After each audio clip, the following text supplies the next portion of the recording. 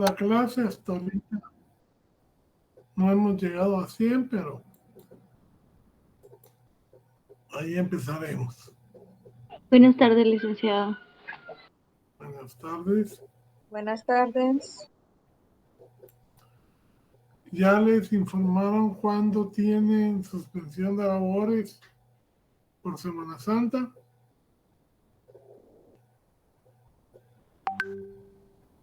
Don Milton.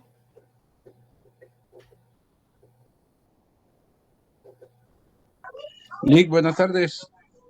Al parecer hoy es el último día de clase, Lick. Mañana no van a ver por la declaratoria. Ah, bueno. Entonces, nos vemos hasta después de la Semana Santa. Les voy a subir para que tengan algo en que leer ahí en la playa. Un material relativo a la ley de armas y municiones. ¿Oyeron? Muy bien, licenciado, gracias. Muy bien, licenciado. Vale, pues. Vamos a seguir viendo lo último de la corrupción. Permítanme.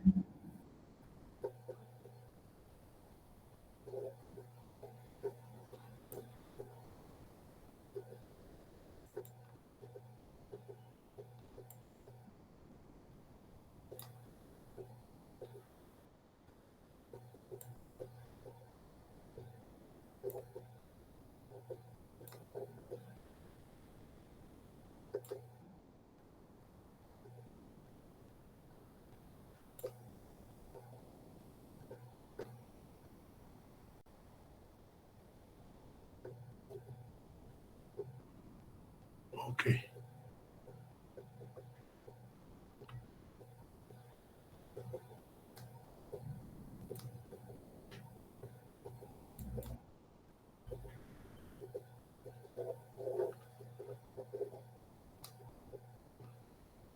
Ahí se mira, ¿verdad? Sí, licenciado. Entonces vamos a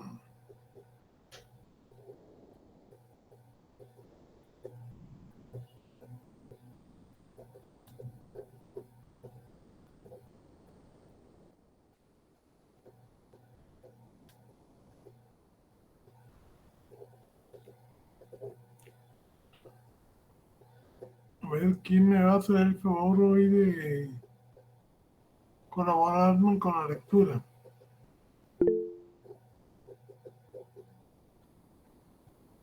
Yo, licenciado, buenas tardes.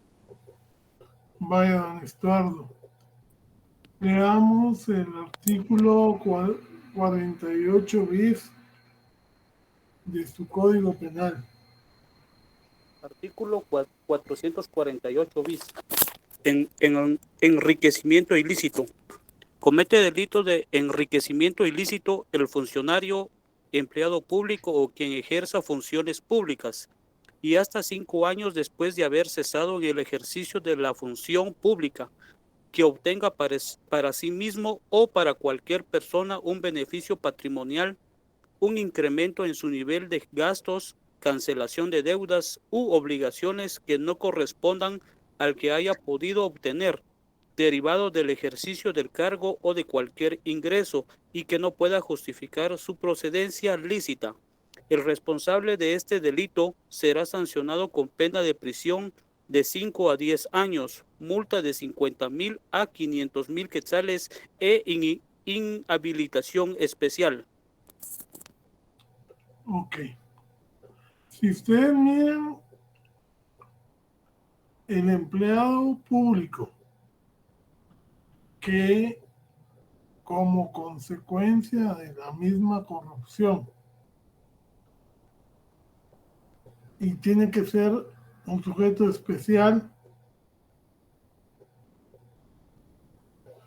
desde que termine o hasta 5 años después de haber cesado en el ejercicio de la función pública, si obtiene beneficios mayores a lo que él legalmente gana o pueda demostrar que legalmente obtiene, podrá ser, digamos, procesado por este delito.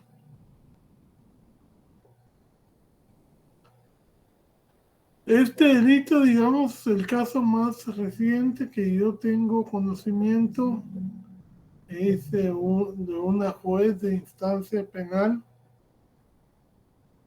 que con lo que ganaba compró 2 apartamentos y 2 carros y ella ganaba en aquella época 17,000 mensuales y se metió a comprar casas de 1,500,000 una y 2 millones la otra, lo cual realmente sobrepasa la capacidad económica del salario que recibía. Y entonces, como no había podido ser descubierta en ningún acto anómalo, la persiguieron por enriquecimiento ilícito. ¿Ya?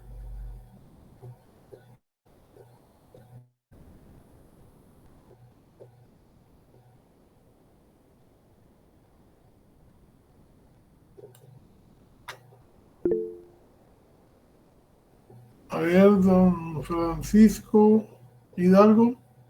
Francisca Hidalgo. Licenciada, buenas tardes.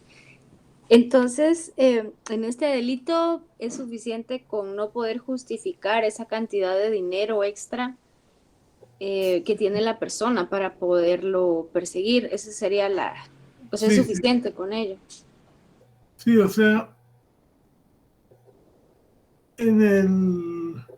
si no se le puede sindicar a otro tipo de actividad ilícita, por ejemplo, como sería el lavado de dinero, si no se deducen vínculos de esto, se persigue por enriquecimiento ilícito. ¿Ya? Gracias, Lic. El enriquecimiento ilícito de particulares, por favor, don Estuardo. Sí, licenciado. Artículo 448 ter. Enriquecimiento ilícito de particulares.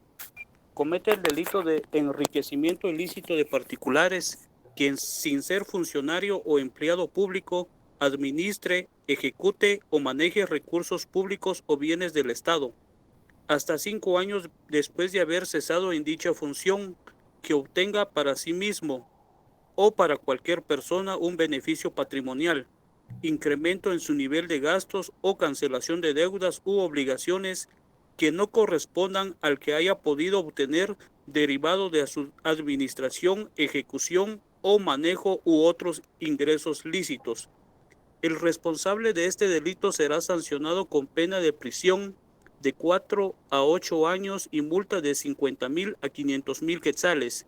En caso que el responsable de este delito sea una persona jurídica, para la imposición de la pena se aplicará lo previsto en el artículo 38 del Código Penal. O sea, aquí entramos otra vez en la responsabilidad de personas jurídicas. Esta persona está vinculada a otra u otras, pero no puede justificar con su salario o el normal flujo de ingresos porque él se enriqueció de tal manera. Y entonces es procesada por enriquecimiento de particulares. Pero es lo que a mí me llama la atención es que dice administre, ejecute o maneje recursos públicos o bienes del Estado, porque entonces estamos creando una categoría doble, porque las personas que manejan, ejecutan o manejan fondos del Estado o bienes del Estado también se consideran funcionarios públicos, según lo que dice nuestra misma norma. Entonces, como que hay una duplicidad de, digamos, de personas que lo hicieron tal vez para no dejar ninguna posibilidad de huir. Si una persona es gerente de una empresa y la empresa se está dedicando al lavado de activos, al enriquecimiento en sí, tanto la empresa como el responsable se les va a alegar por su calidad de funcionario público. Entonces, para mí es una figura que deriva de la no, digamos, de querer evitar por cualquier manera que una persona que maneje recursos públicos se quede sin ser sancionada. Pero si lo interpretamos de acuerdo a lo que dicen las dos convenciones, para mí este artículo estaría de más. A ver, don Ismael. Buenas tardes, Lick. ¿Podrían entrar los contratistas del Estado? Sí, es que los contratistas ¿Verdad? Porque estos son no, funcionarios públicos. ajá, son funcionarios públicos, aunque no tengan Ellos manejan fondos públicos. Por eso le dije yo que en las dos convenciones se ampliaba el espectro del funcionario público. Si yo soy una empresa de suministro y a mí me están dando contratos y en los contratos que yo gano estoy dando sobreprecio y parte de ese sobreprecio me queda a mí y parte lo devuelvo, voy a sufrir un enriquecimiento ilícito, pero ese enriquecimiento ilícito lo voy a tener en calidad de funcionario público, porque en la definición de función pública abarca a esas personas que reciben fondos del Estado. Doña Francisca. Entonces no existe como tal una persona que no sea empleado del Estado que maneje recursos del Estado. Bueno, en este caso de particulares, digamos, estamos hablando de gente que fue favorecida, contratada y que, digamos, le dan una carretera, le dan una construcción, está con negocios con el Estado como proveedor y entonces se le reputa como funcionario público según las convenciones que leímos. Ahora, digamos, el empleado público que le decimos aquí a los funcionarios de menor categoría, ellos, aunque no manejen fondos, si por sus, digamos, por algún tipo de cohecho o algún tipo de actividad ilícita de los mismos delitos, también van a tener enriquecimiento, entonces estaríamos hablando de ambos delitos. Como le decía yo en el caso de la jueza.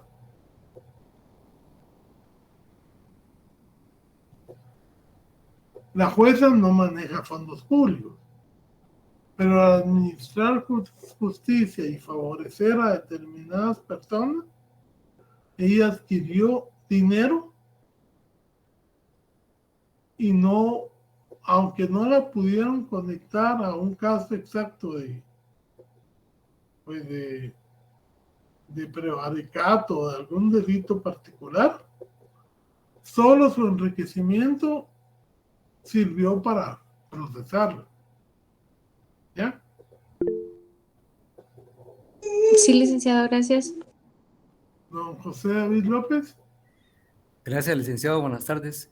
Pues haciendo memoria, la compañera preguntaba y también se me ocurrió si alguien fuera parte del Estado. En el caso de un familiar de un presidente o vicepresidente de la República que llegue a una institución y ejerza cierta presión sobre la institución para que se lleven a cabo algunos proyectos y tener así un beneficio propio, o el caso también de alguien que use los recursos del Estado para poder llevar cierta, como dijéramos, proyectos a favor del Estado sin que no se les pueda contabilizar la cantidad de dinero que ha invertido en estos proyectos. Sí, mire, los denominados familiares de funcionarios públicos que trabajan con los alcaldes, caso de Sandra Torres, por favor, por lo menos, y la hermana, ¿no? Gloria, y las sobrinas, ellos estaban metidos, solo que tal vez un poquito más a profundidad, porque sí tuvieron la calidad de 029, pero que se manejara, ahí viene otro delito, el tráfico de influencias. Y por eso, digamos, lograran conseguir que se favoreciera a ciertos contratistas y no se pudiera, digamos, y no tuvieran cómo justificar el enriquecimiento que han tenido. Claro, si no se les puede vincular a drogas, si no se les puede vincular a lavado de dinero, entonces se les vincula a enriquecimiento ilícito de particulares. ¿Ya? O sea, el enriquecimiento ilícito de particulares, para mí lo malo que tiene ese artículo es que habla de administrar con fondos o bienes del Estado y entonces sigue siendo un funcionario público. Por eso les decía yo que en el caso, digamos, hay verdaderos funcionarios públicos que se han meneado para favorecer la corrupción, pero que no están, digamos, inmersos en la función pública directa, sino que a veces tienen contratos 022 y algo, que a ellos también se les puede vincular por el enriquecimiento ilícito. Pero ya a nivel de funcionarios. Este otro es, como les digo, para mí un exceso de legislación para no dejar ningún cabo suelto. Pero realmente la técnica fue mala. Leamos el testaferrato, don Estuardo. Artículo 448. Testaferrato. Comete delito de testaferrato la persona individual o jurídica que prestare su nombre o razón social para colaborar en la comisión de cualquiera de los delitos contemplados en el título 13 de este código. El responsable de este delito será sancionado con pena de prisión de 5 a 10 años y multa de 50,000 a 500,000 quetzales. Fíjense pues que aquí el testaferrato solo aplica para los delitos contra la administración pública y contra la administración de justicia. O sea, no hay testaferrato para las drogas, ni hay testaferrato para el lavado de dinero, sino que ellos se vinculan como autores. O sea, si yo vengo y agarro dinero y el dinero se lo deposito a mis hijos, yo prácticamente ellos no son testaferros en materia de narcoactividad. Van a ser testaferros si el dinero que yo les paso, digamos, es producto del enriquecimiento que yo he tenido por los delitos que a mí se me puedan imputar. Digamos, yo creo que los dos hijos de la vicepresidenta que andan en el extranjero viajando, pues ellos están usando las regalías de los delitos de la madre. Aunque ellos no hicieron nada, solo con prestar su nombre, su cuenta, su empresa, para que ella invierta ahí, y ya los convierte en testaferros. Pero nada más es para el título 13 de este código. No aplica, no hay testaferrato en narcoactividad, ni hay testaferrato en lavado de dinero. Ahí la participación de otros sujetos entra como alguna forma de autoría o complicidad, pero no como testaferro, porque la figura no se extiende para esos delitos o leyes especiales. Contrario al uso que se le da en otros países o en otras regiones del mundo, que el que presta su nombre para ocultar dinero de la droga se le llama testaferrato. Aquí no, aquí lo limitamos a los delitos contra la administración pública y contra la administración de justicia.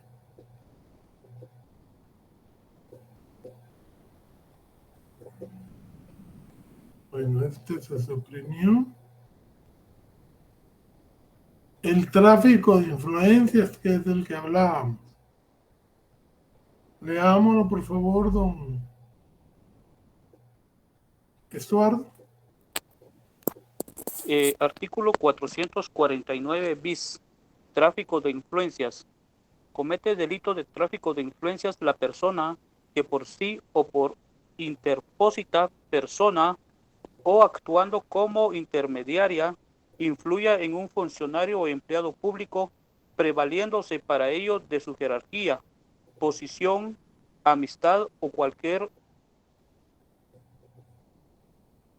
influya en un funcionario o empleado público, prevaliéndose para ello de su jerarquía, posición, amistad o cualquier otro vínculo personal para obtener un beneficio indebido para sí o para tercera persona en un asunto que dicho funcionario o empleado público esté conociendo o deba resolver, haya o no detrimento del patrimonio del Estado o de un tercero. El responsable de este delito será sancionado con prisión de 2 a 6 años e inhabilitación especial. La misma pena tendrá la persona que en forma directa o indirecta solicite o acepte un beneficio con el fin de utilizar su influencia real supuesta en un funcionario o empleado público para obtener un beneficio indebido para sí o para tercera persona. Si el funcionario o empleado público que esté conociendo deba conocer o resolver el asunto es un funcionario o empleado de la Administración de Justicia, se impondrá el doble de la pena. Okay. Estamos viendo aquí el típico caso de las personas que por su conocimiento, por su amistad, influyen en las decisiones de la administración pública, por ejemplo, para que se obtengan licencias ambientales o licencias de construcción más rápidamente. Pero al momento de que se trate de un juez, la pena se duplicará. O sea, si yo, por ejemplo, soy compañero de promoción, uno de ustedes que ya se graduó, y va a hablar con un juzgado civil para que declare sin lugar un divorcio o para que conceda una medida de coerción, no procediendo esto,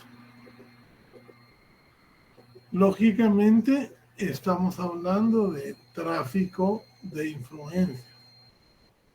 Aquí inclusive pudiéramos hablar que de aquí a 4 años ustedes están graduados o ya están preparándose para los privados y yo estoy, digamos, interesado en un caso y llego a visitarlos al juzgado y les encargo que pues que se le dé una tramitación especial a ese caso. ¿Qué estaría haciendo yo ahí? Tráfico de influencias. Tráfico de influencia. Y que valiéndome de que ustedes me conocen, que fui su profesor, que quedamos como amigos porque aprobaron el curso, en fin. Estamos hablando de que yo estoy usando una calidad de autoridad para beneficio, tal vez ni siquiera es para mi persona, sino que para un tercero, pero solo por el hecho de hacer eso yo estoy cometiendo un delito. Y aquí en Guatemala eso pues, se ve bastante. Ahí son los famosos cuellos que dicen, ¿verdad?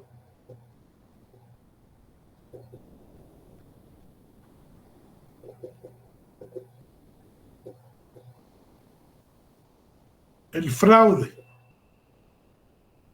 A ver, don Francisco Jorge, ayúdele aquí al compañero Tunches.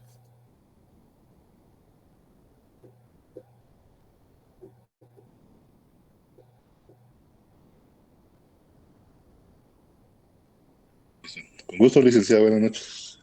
Artículo 450. Fraude.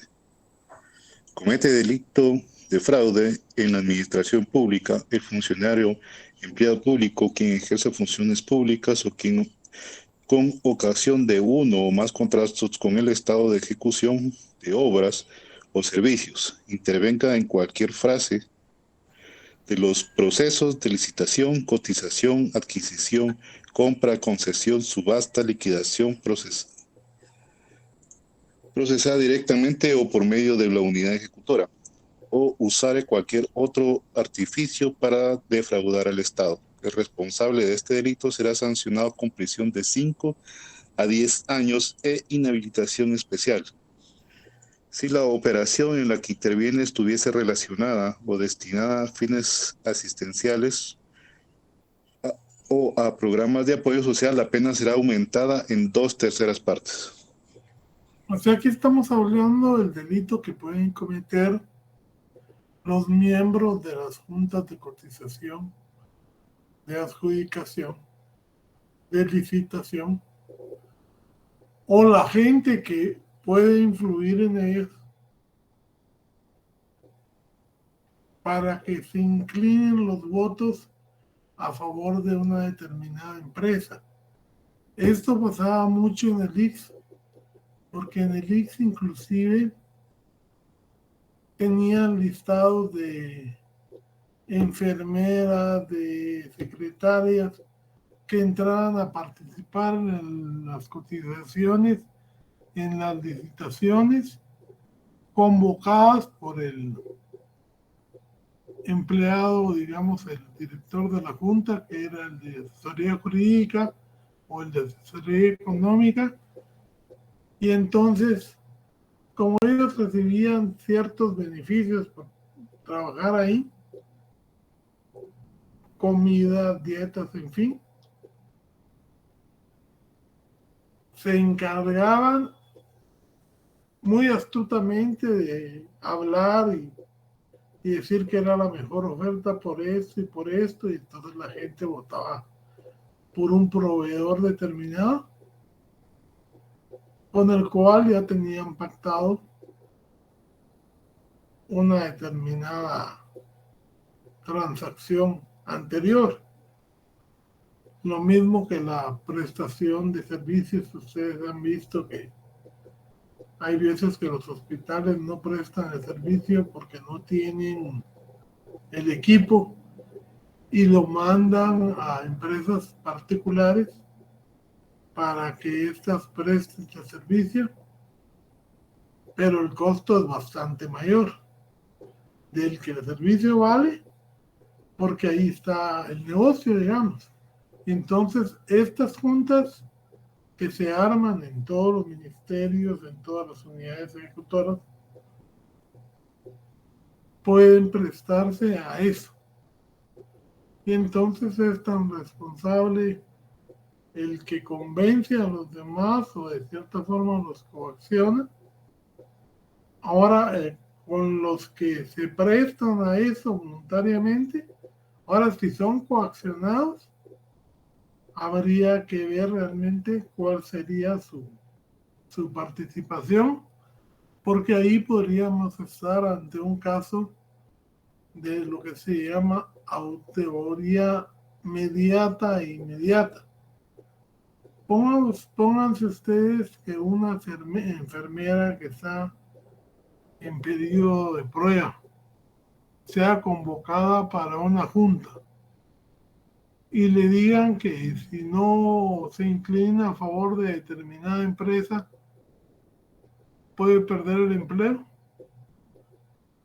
Ahí ella va a ser un instrumento, no va a ser una persona que actúa con voluntad, sino que va a ser un instrumento de la persona que la está coaccionando, que va a ser el autor mediato, que va a ser el único que tiene responsabilidad, y el inmediato está libre de culpa porque no está actuando con voluntad. Eso en el código lo vieron ustedes, que son los casos de miedo invencible, ¿verdad? Sí, don José David. Gracias, licenciado.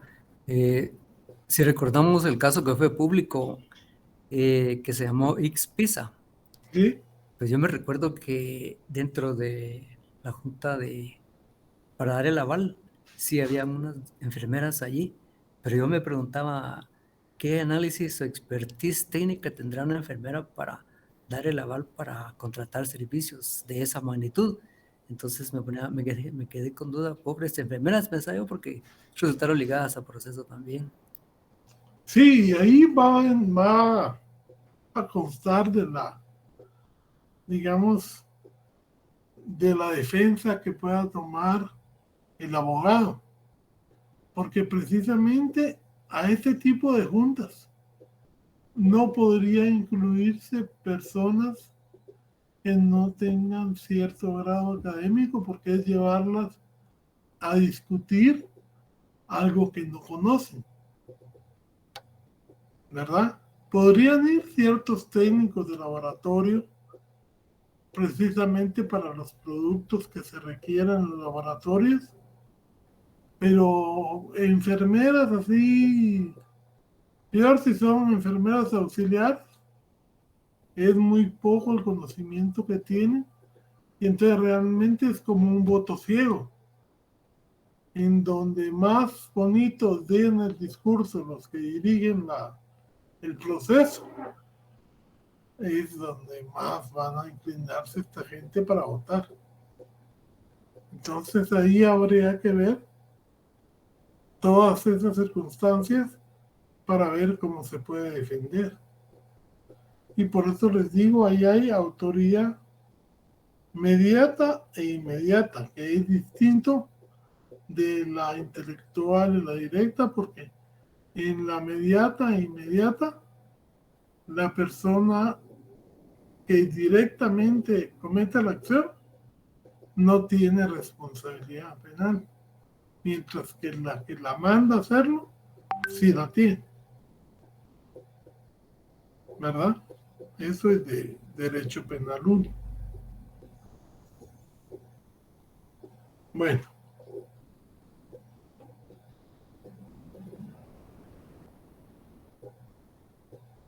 El 450, por favor, don Francisco.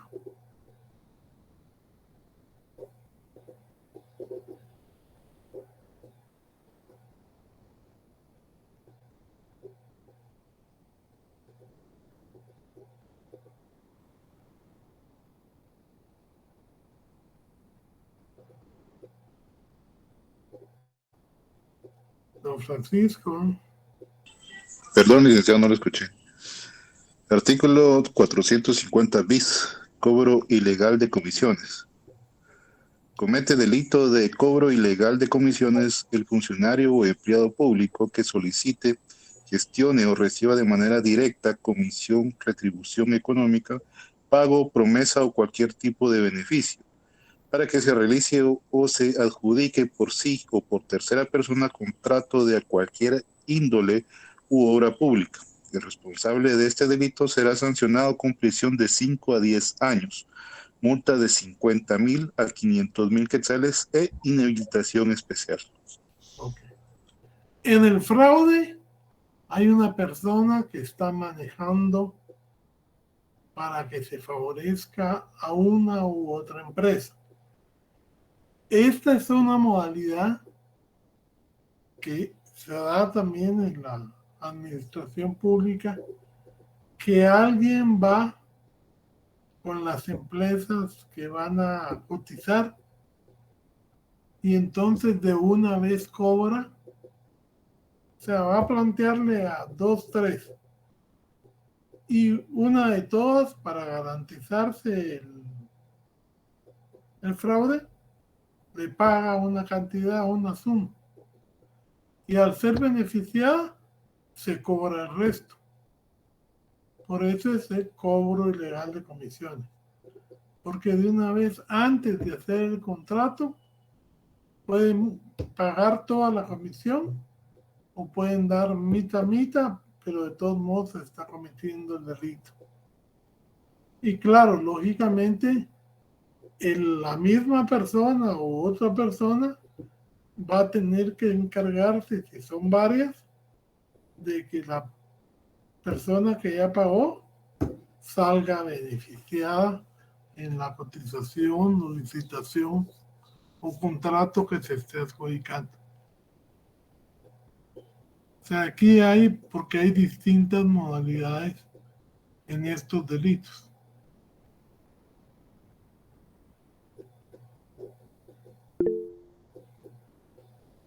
¿Sí, don Milton?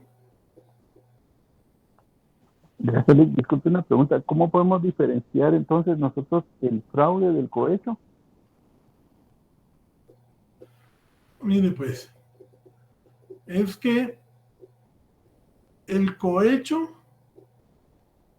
es por algo que usted tiene que hacer o dejar de hacer.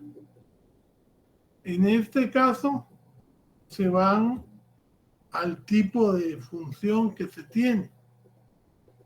El cobro de comisiones es para pagar por conseguir un contrato. No es, digamos, ni siquiera puede ser que el que le cobre pueda estar en la junta de conciliación o en la junta de licitación. El fraude es inclinar la balanza para favorecer una empresa. Y eso puede ser en base a que usted tenga alguna participación en la empresa, a que usted tenga un interés político en la empresa. Es distinto que el cohecho. El cohecho es el pago para que usted haga o deje de hacer determinado asunto que le interesa al particular. Pero es, digamos, dentro de la rama de administración que es legal. Favorecer a una empresa que no llena los requisitos, que no llena los precios de las cotizaciones o que está sobrevalorando las mismas, no es, digamos, algo lícito, sino que es algo totalmente ilegal.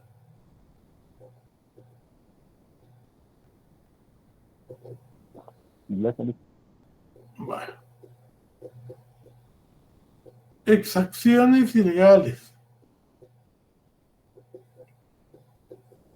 Le damos los 2000.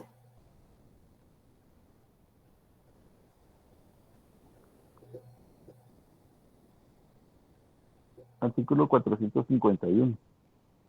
Exacciones ilegales.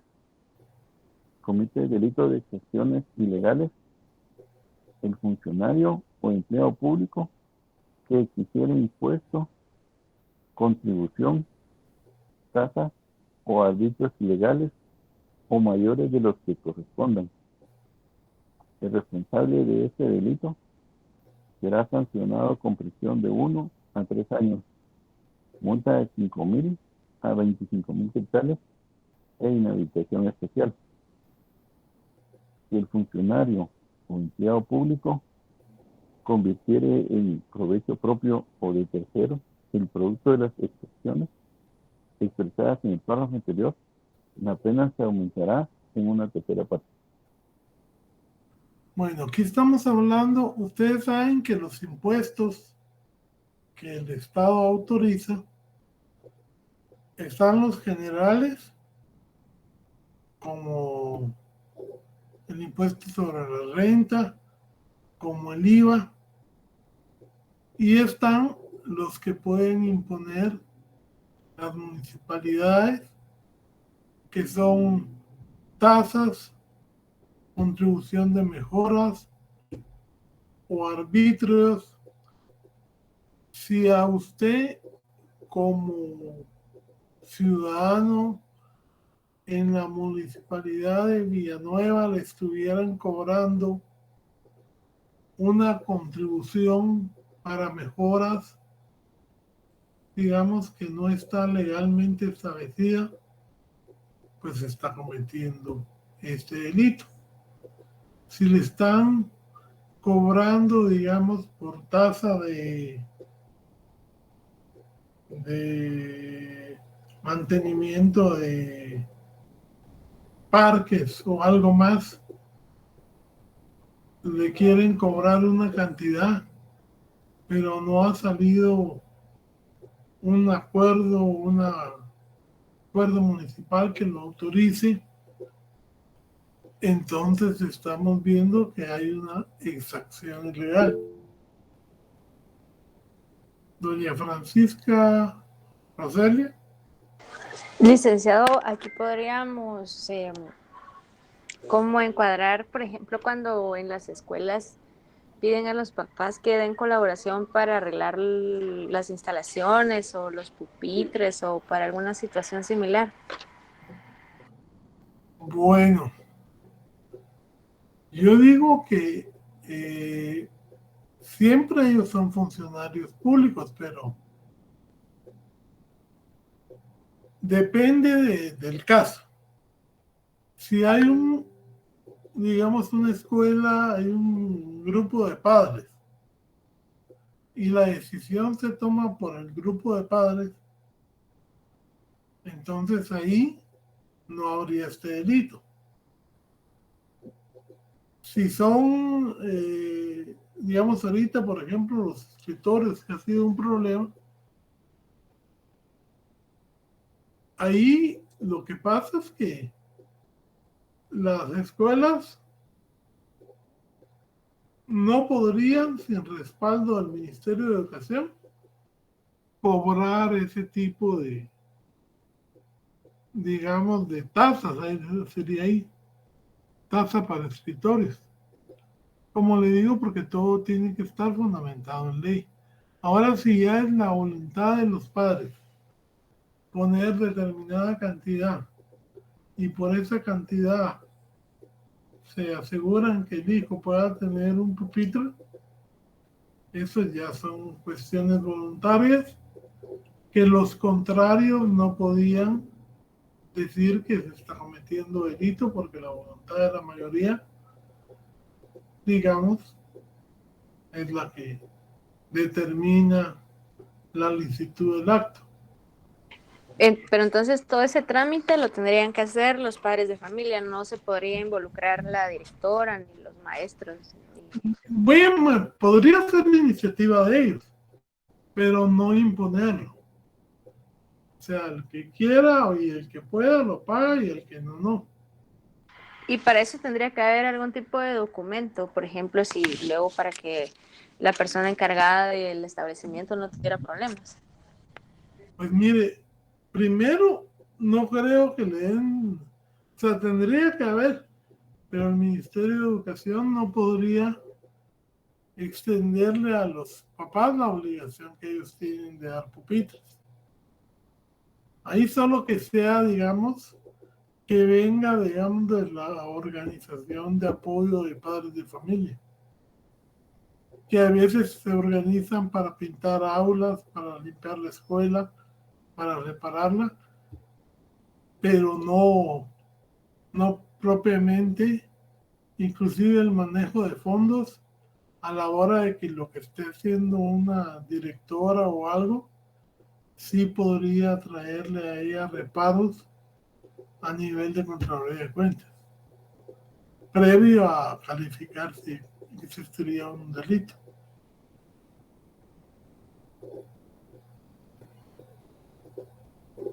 Comprendo, gracias, licenciado. Vale.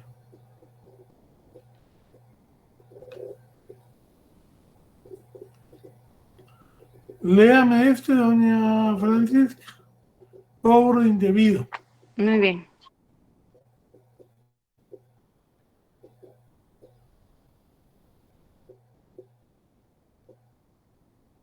El 452, por favor. Muy bien. Dice 452, cobro indebido. Reformado por el artículo 39 del decreto 31 del 2012 del Congreso de la República. Comete el delito de cobro indebido el funcionario o empleado público que autorice, reciba o recibos o comprobantes ficticios, alterados o injustificados, o quien los cobrare. El responsable de este delito será sancionado con prisión de 1 a 3 años, multa de 5,000 a 25,000 quetzales e inhabilitación especial. Cobro indebido por instalaciones o reparaciones o de infracciones de infraestructura de transmisión de datos. Entonces ahí estamos viendo que todos estos cobros tienen que tener un respaldo legal. En el caso de los pupitres sería lo mismo. Si él empieza, no tiene facultades para autorizar recibos, entonces, como le digo, solo sería en caso de que un grupo de padres, de exalumnos, generara el dinero y lo empleara en el colegio, pero ahí tendrían que hacer ellos mismos la gestión y darlo como donación al colegio, o perdón, al instituto, o al establecimiento que se estuviera favoreciendo. De lo contrario, hay cobro indebido. ¿Sí, don Francisco? Sí, gracias. Fíjese que yo estaba leyendo una noticia hace un poco de tiempo en donde decía que todos, a esas personas que ponen sus negocios fuera de su, o enfrente de su negocio, o sea, de estas ventas como clandestinas, se podría decir, o estas, no me recuerdo bien las palabras, estas que no pagan tributo, pero y que cuando la persona que iba a revisar, ellos encontraban a estas personas vendiendo en la calle, iban a poner la multa sobre el recibo de luz. Gracias, Gerson. Precisamente en la economía informal, así es. Sí. Que iban a poner la multa sobre el recibo de luz de donde ellos se encontraran pues, vendiendo, ¿verdad? Ahí no sé si cobra, si actúa sobre 451 o sobre este 452, Lick. Mire, el 452, yo no tengo conocimiento de esa actividad porque ahí tal vez sería más hablar de multas, más que de delitos. Porque las municipalidades tienen para vender en la calle, tienen que estar autorizadas por la municipalidad. Y cada lotecito, cada espacio que tiene la MUNI habilitado, hay un arrendamiento, hay un pago que tienen que hacer. Entonces, los municipales andan cobrando multa, andan sacando a la gente, andan haciendo incautaciones en base a disposiciones municipales, pero no llegan a la categoría de delitos. ¿Ya?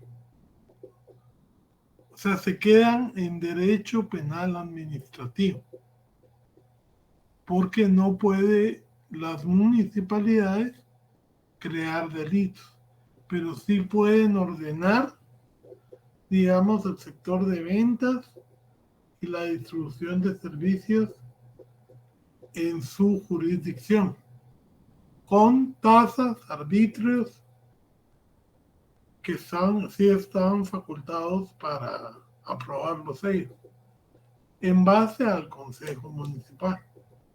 No es ni siquiera a disposición del alcalde, sino que tiene que aprobarse por un decreto, un acuerdo del municipio,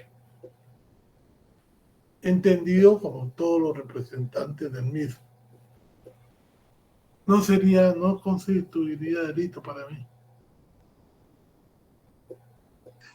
Gracias, licenciado. Bueno. Don Víctor. Licenciado, buenas noches. ¿Y cómo se le podría llamar a este acuerdo municipal que usted nos menciona, o así como tal, acuerdo municipal?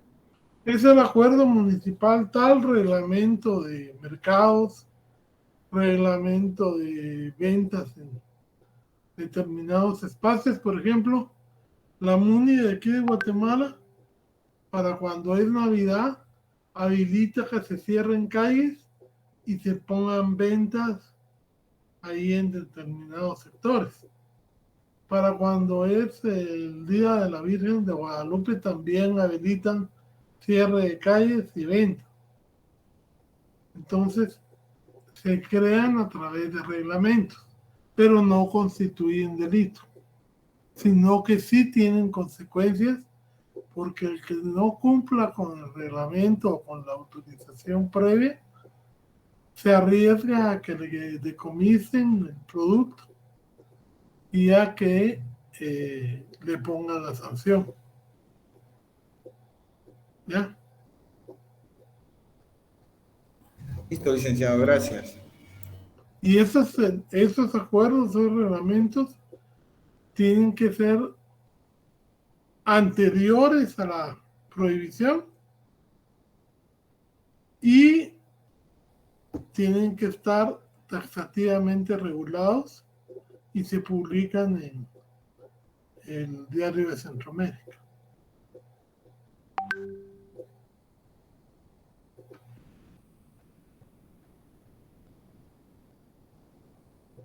Bueno.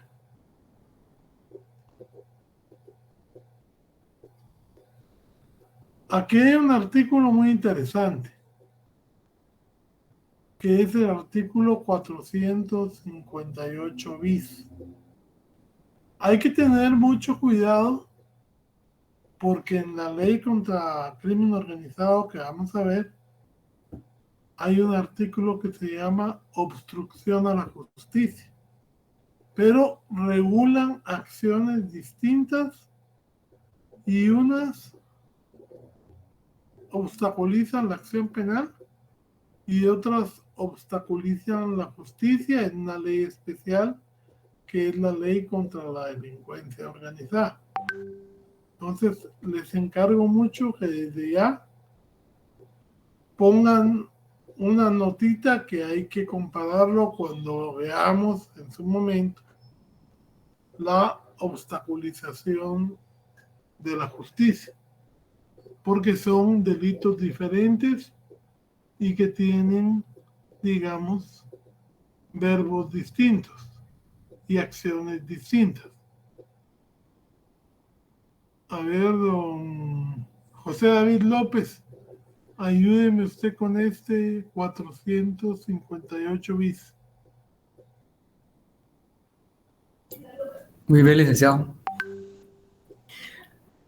Obstaculización a la acción penal.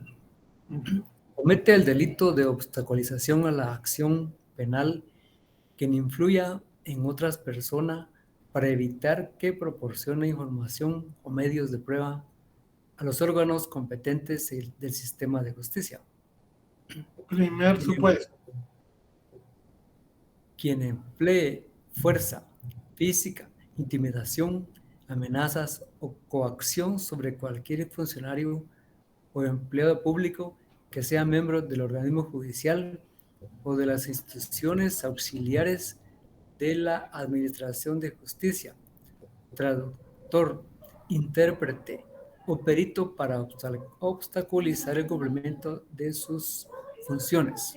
Cuando hablamos de quiénes son instituciones auxiliares del sistema de justicia, tenemos en primer lugar el Ministerio Público. Tenemos la Procuraduría General de la Nación. Tenemos todo tipo de policía, ¿verdad? Que serían las instituciones que más frecuentemente colaboran con la justicia. Sigamos. Quien, para evitar la obtención de evidencias o medios de pruebas, rehusar proporcionar al Ministerio Público, organismo judicial, Policía Nacional, Civil o Dirección General de Investigación Criminal documentos o información que conozca o que obren en su poder estando obligado a ello. Por ejemplo, es muy frecuente aquí en Guatemala que yo tenga cámaras de seguridad, ¿verdad?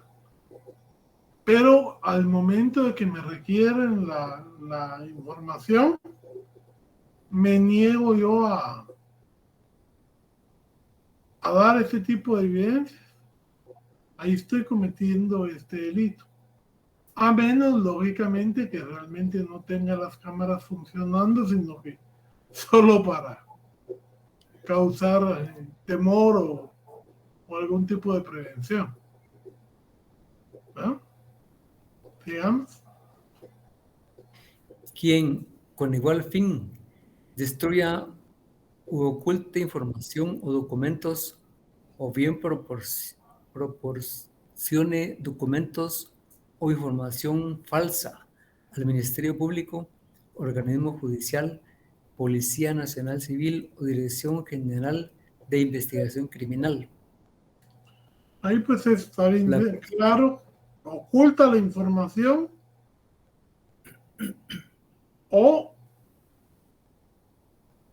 documentos falsos quien presente un documento falso ante el Ministerio Público para inculpar a una persona, pues también está cometiendo, además del delito de falsedad, este otro delito de obstaculización a la acción penal. La persona responsable de cualquiera de las acciones tipificadas será sancionada con prisión de 3 a 6 años e inhabilitación especial. Bueno, entonces, pónganle ojo a cada conducta que aquí se describe, porque cuando veamos el otro delito las comparan y van a ver que son diferentes.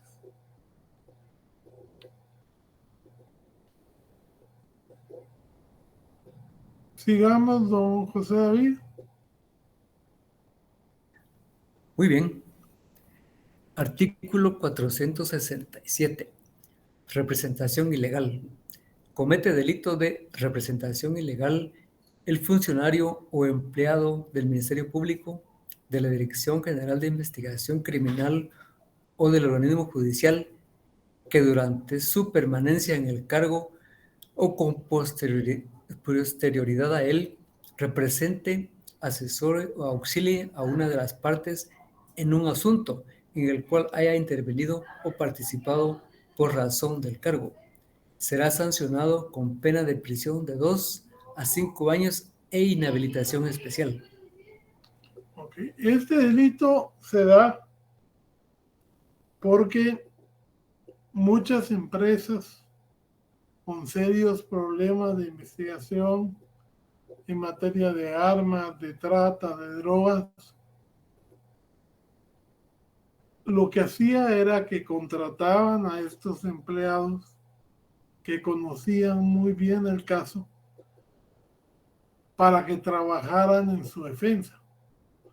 Entonces, prácticamente se recuerdan que ellos tienen un deber de sigilo, un deber de no aprovecharse de la información que han conseguido esos casos, y lógicamente la información puede ser muy útil para ver las debilidades del caso. Entonces, prácticamente una persona que ha estado trabajando ahí no puede representar o asesorar o auxiliar en aquellas en que ha estado interviniendo en razón de su antiguo cargo. Y eso en el Ministerio Público en un tiempo se dio mucho, porque pasaban de ser fiscales a ser abogados de las mismas causas que ellos habían estado persiguiendo. Y por eso hubo varios abogados que fueron procesados al entrar en vigencia este delito.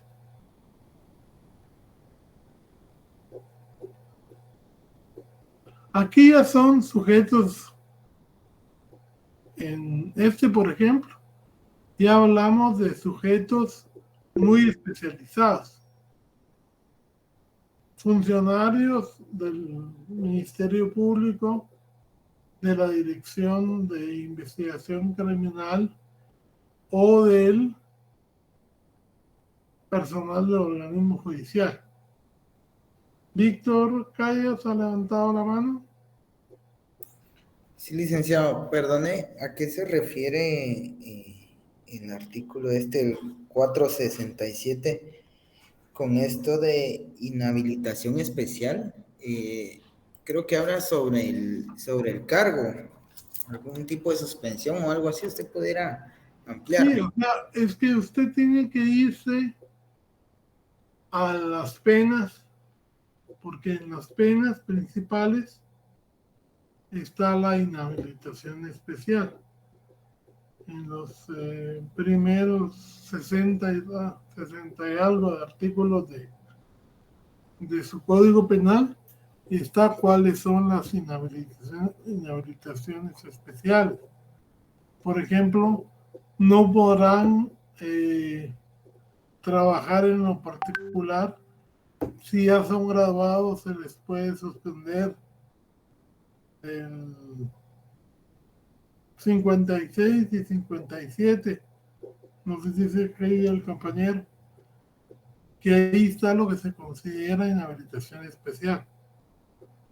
Y que también para los funcionarios públicos puede incluir que ya no puedan volver a trabajar en un puesto de la administración pública o de justicia, que tengan restricciones para graduarse o ejercer si ya están graduados, o sea, una serie de medidas por la acción que están cometiendo.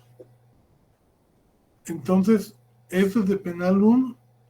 Hay que ver cuáles son las penas de la inhabilitación especial, que inclusive estaban reformadas para esta ley contra la corrupción.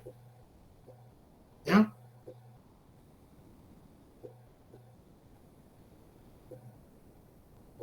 Gracias, licenciado, ya las encontré, muy amable. Vale.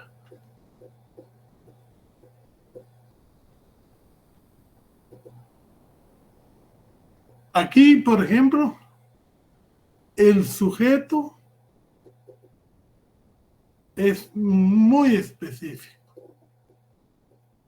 El juez que no diere curso a una solicitud presentada legalmente o que a sabiendas retardare o ordinare retardar la administración de justicia será sancionado con prisión de 2 a 4 años y multa de 100,000 a 500,000 quetzales e inhabilitación especial. O sea, él tampoco va a poder desempeñarse como juez, porque también la administrativa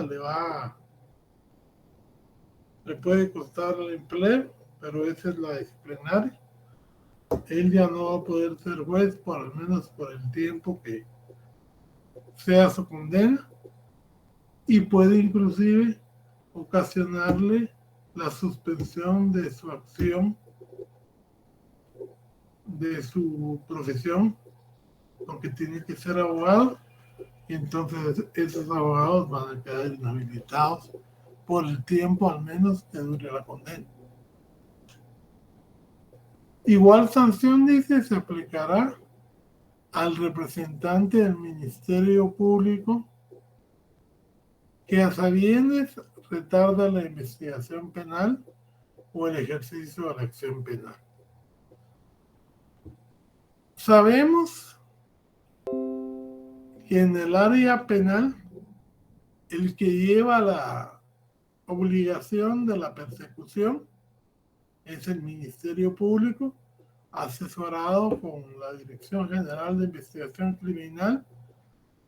Podríamos hablar también del INASIF y la policía. Entonces, cuando se trata de todos los casos,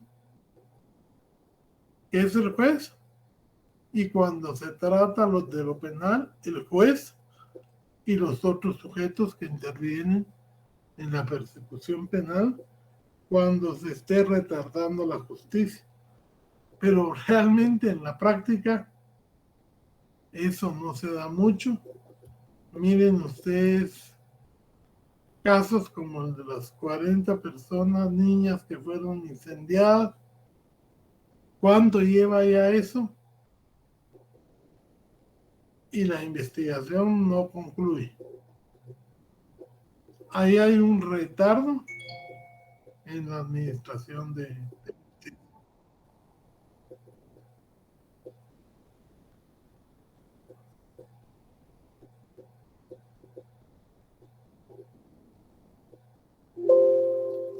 Finalmente, la denegación de justicia dice, aquí también sujetos específicos, funcionario del organismo judicial, del Ministerio Público y la Dirección General de Investigación Criminal que desvíe la investigación penal o la acción penal de oficio para evitar vincular o para desvincular al o los responsables, quien dejara de promover la investigación penal de oficio o acción penal.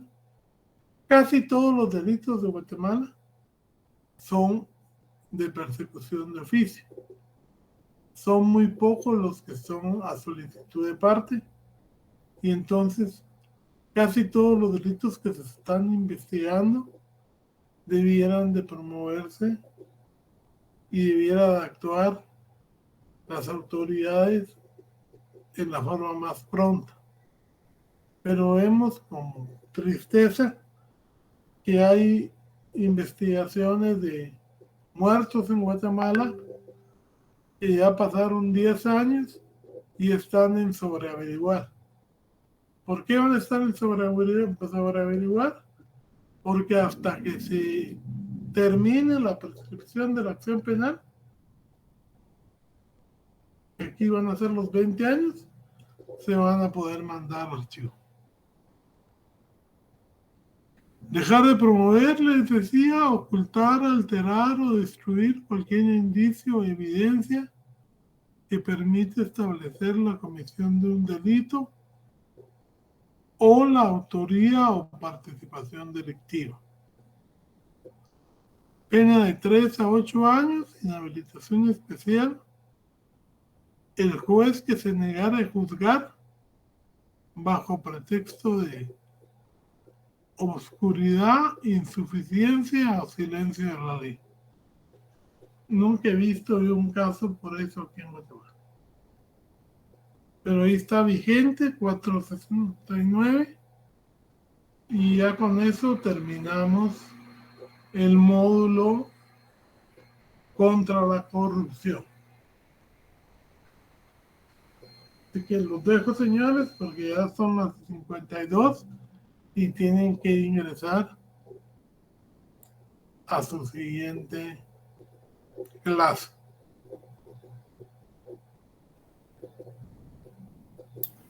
Muchas gracias, licenciado. Bueno. Buenas noches, licenciado. Buenas noches. Feliz noche. Nos vemos, Lick. Feliz noche. Muchas gracias, licenciado.